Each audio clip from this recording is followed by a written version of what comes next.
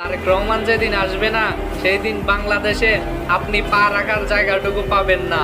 তারেক রহমান যেদিন আসবে সেই দিন ঢাকার শহরে গাড়ি চলাচলের মতন রাস্তা থাকবে না।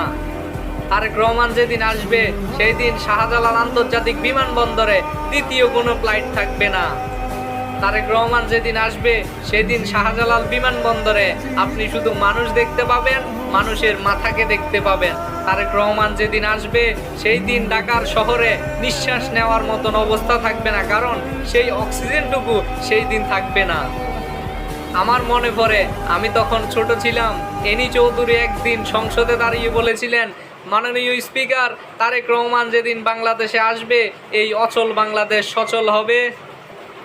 আজকে আমার কাছে মনে হয় গত এক বছর আমাদের যেই জিনিসটিকে প্রয়োজন ছিল, সবচেয়ে বেশি যেই মানুষটিকে প্রয়োজন ছিল, তিনি অতি শীঘ্রই আমাদের মধ্যে আসতে যাচ্ছেন এবং তার হাতেই আগামীর সোনার বাংলাদেশ গড়বে।